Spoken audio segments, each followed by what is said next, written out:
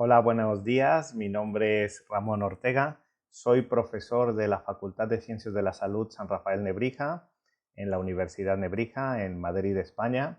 Mi ponencia tiene como título una pregunta: ¿puede considerarse ética la implementación del nudging en salud pública?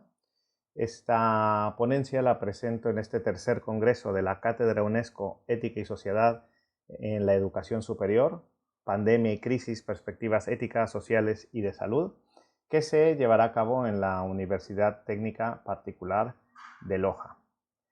Doy comienzo a la ponencia. El pasado 13 de mayo, el alcalde de New York, Bill de Blasio, anunciaba en una conferencia de prensa online un curioso acuerdo entre el Ayuntamiento de New York y la cadena de hamburguesas Shake Shack.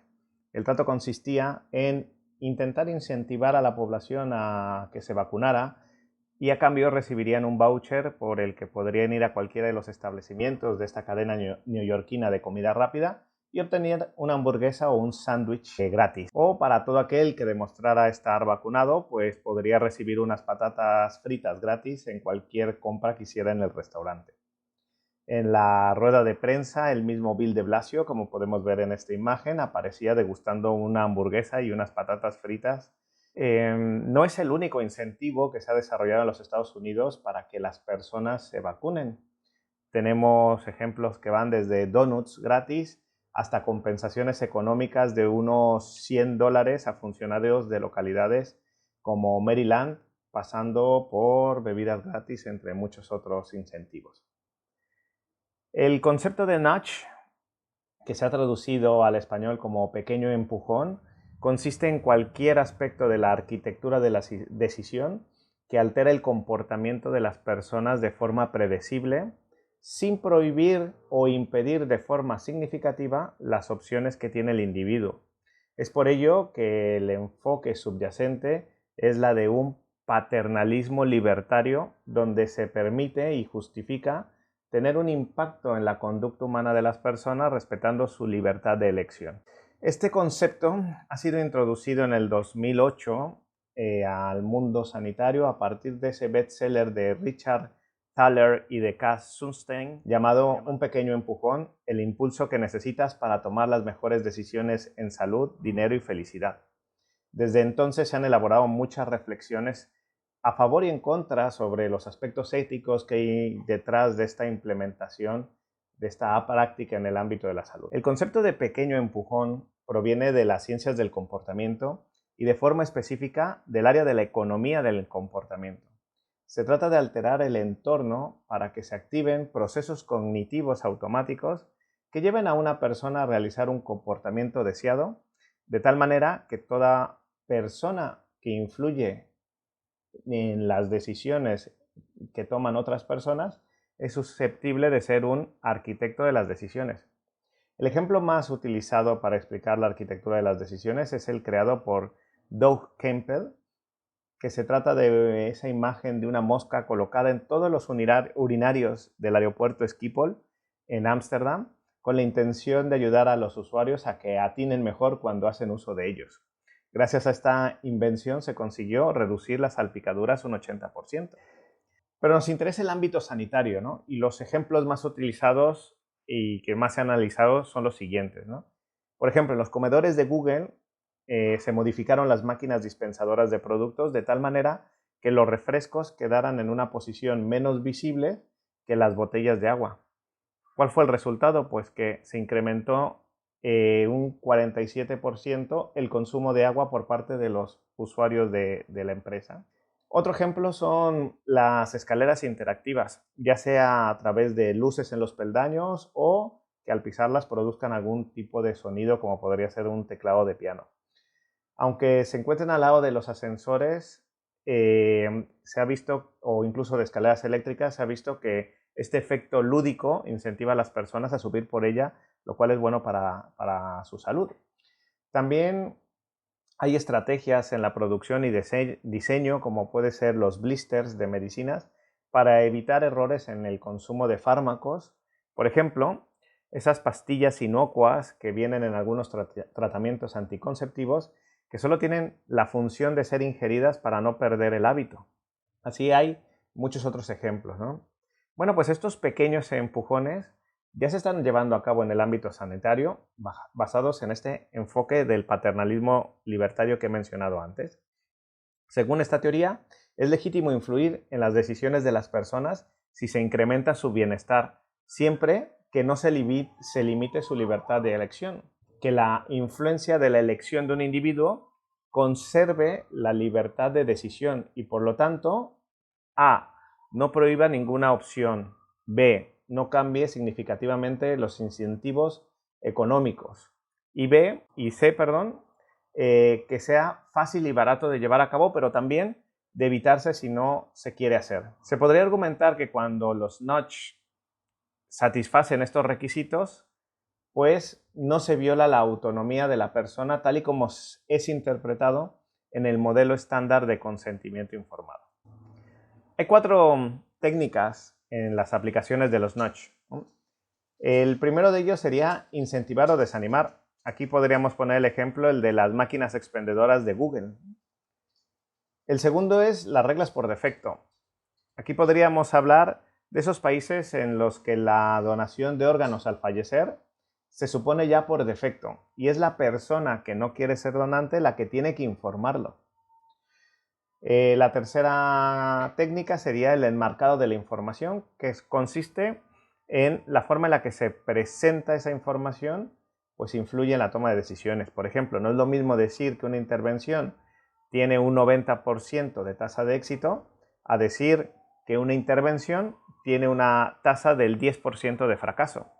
La forma en la que se presenta esa información, en la que se enmarca, determinará la decisión. También está la producción de cebos, que consiste en influir en acciones de manera inconsciente a través de modificaciones del entorno, como puede ser el ejemplo de las escaleras interactivas o las máquinas expendedoras o los blisters de pastillas. El ámbito donde más críticas ha recibido los nudge es en la relación clínica, la relación de los profesionales de la salud con sus pacientes, ¿no? La duda es saber cuándo se puede considerar que el paciente quiere o necesita ese pequeño empujón. No es lo mismo ese pequeño empujón en el consumo de antibióticos, ¿no? Modificando, por ejemplo, el blister para evitar esos fallos, donde, claro, ya podemos anticipar que las personas que van a tomar ese medicamento lo hacen por ese efecto terapéutico y, por tanto, no quieren cometer errores. Pero, ¿qué pasa cuando no se conoce al paciente de manera tan profunda para saber lo que éste realmente quiere, por ejemplo, en la toma de decisión o en el rechazo de un tratamiento? De hecho, el paternalismo libertario ha sido muy criticado por diversos autores, argumentando que el nudging es inaceptable porque limita o viola la autonomía del paciente, porque es engañoso, coercitivo, forzoso y o que anima a una de las tomas de decisiones irracional. En otras palabras, sus detractores defienden que estos pequeños empujones no respetan la toma de decisiones racional de las personas y les conducen a hacer cosas que en realidad no quieren hacer. Sim Coulet, uno de sus principales detractores, afirma que el arte de estos nudge está reñido con la verdad. Es decir, la información que se da a los pacientes a través de esta práctica no tiene la finalidad de garantizar un fidedigno proceso de consentimiento informado, sino de persuadir o incluso de engañar. Otras de las críticas que se hacen a este paternalismo libertario es sobre el punto 3 mencionado arriba, ¿no? El cual dice que los nudges deben de ser fácilmente evitables. Claro, todo pequeño empujón debe de ser evaluado desde el contexto del individuo y lo que puede ser fácil de evitar para unas personas, pues puede ser muy difícil para otros. Una persona puede resistirse fácilmente de un pequeño empujón de ese comercial cuando visita un concesionario de automóviles, ¿no?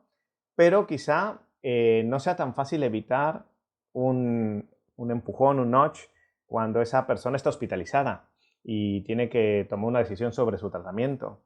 Incluso es posible que algunas personas sean incapaces de resistir por completo ese nudge en una determinada situación.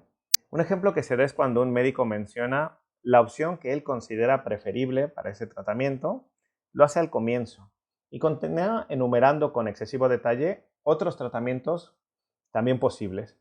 Según Sim Coulet, muchos pacientes se sentirían agobiados por tanta información y se inclinarían a tomar la primera opción. Esta saturación de información no difiere mucho de lo que el filósofo Harry Frankfurt denominó patrañas, o en inglés es bullshit. Para Frankfurt, tanto el que dice la verdad como el que miente quiere ser creído en su argumento, ¿no? Sin embargo, el que dice una patraña, el que hace un bullshit, no le importa ser creído en su argumento, sino que solo busca persuadir al interlocutor. En el ejemplo arriba citado, el médico no tiene como objetivo enunciar la verdad de esos distintos tratamientos, sino que quiere que el paciente escoja el tratamiento que considera preferible el profesional de la salud a través de esa saturación de información brindada. Pongamos otro ejemplo que tiene que ver con el efecto marco. Un médico menciona que una cirugía tiene un 90% de supervivencia, en lugar de decir que la misma cirugía tiene un 10% de fracaso. Hay quien opina que la exposición de la información puede ser causante de una toma de decisiones irracional, aunque no se esté faltando a la verdad. Poca gente se sometiría a una cirugía si la información se expusiera a través del fracaso. Es en este punto donde muchos detractores encuentran su mayor objeción hacia los notch, porque detrás de ellos no se busca una persuasión que someta al paciente a un razonamiento que le ayuda a decidir, sino que se influye a través de estrategias que no tienen que ver con la deliberación racional. El médico que utiliza las técnicas de nudging para aumentar la probabilidad de que un paciente tome la decisión correcta, siempre está involucrado en una actividad que intenta trastocar la decisión autónoma del paciente y reemplazarla con una elección que, vista desde la perspectiva del médico, es mejor para el paciente. Trastoca porque el pequeño empujón no persigue la deliberación racional del paciente, sino que explota esos sesgos cognitivos del paciente. El médico puede decirse a sí mismo que él o ella está haciendo esto para promover el bienestar del paciente, pero este bienestar es definido por el médico y no por el paciente. Como puede verse, existen muchas personas a favor, aunque hay personas detractores de este paternalismo libertario, pues consideran que esta implementación de pequeños empujones en el ámbito sanitario cuestiona el principio de autonomía. Ahora debemos preguntarnos, ¿podría existir en el área del ámbito sanitario un nudging que sea completamente legítimo? Es bien sabido que en temas de salud pública no se suele anteponer la autonomía individual al bienestar colectivo. Por tanto, ¿qué cuestionamiento se puede hacer a la implementación del nudging en salud pública? Esta pregunta adquiere especial importancia en un contexto de pandemia como el que estamos viviendo actualmente por la COVID, una situación que implica un respeto a unas medidas para evitar contagios, ¿no? La higiene de las manos, el uso de mascarillas, la distancia física, así como la promoción de la vacunación.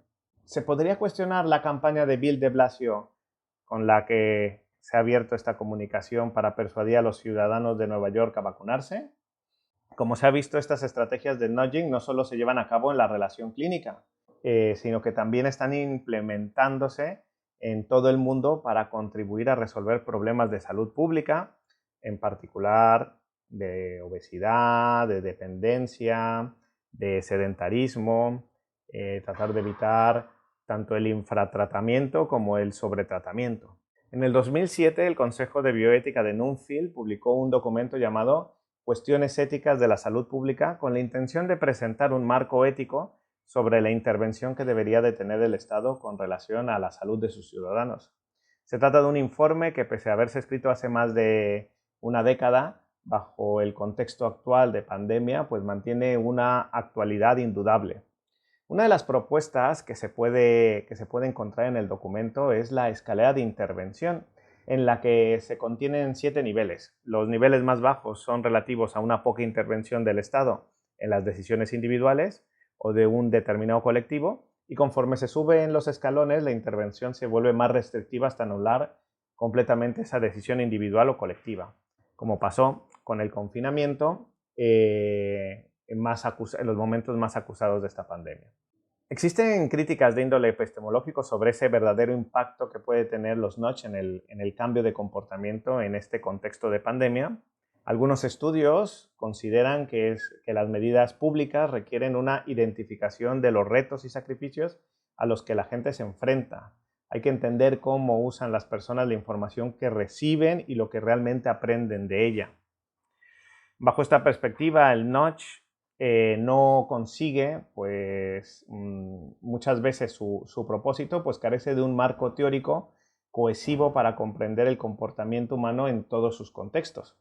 Sin embargo, esta no es una crítica del todo ética hacia el uso del paternalismo libertario en salud pública. Por otro lado, es verdad que los nudge permiten, pero comprometen la libertad, y esto siempre es susceptible de crear controversias, incluso en salud pública. Sin embargo, puede considerarse un valioso recurso para los diseñadores de políticas públicas para conseguir esos objetivos que se plantean, en especial en situaciones como la actual pandemia, cuyo objetivo, que es el detener la propagación del virus, pues tiene una relación directa en el comportamiento de las personas. En resumen, esta investigación en la que ahora mismo estoy trabajando, pues tiene como objetivo legitimar el uso de los nudges en el ámbito de la salud pública, y para ello pues, es necesario detectar esas objeciones y tratar de responderlas. Ahora mismo no me puedo extender más, así que simplemente agradezco mucho que hayan prestado atención a este video y les deseo pues, que pasen un muy buen día. Hasta luego.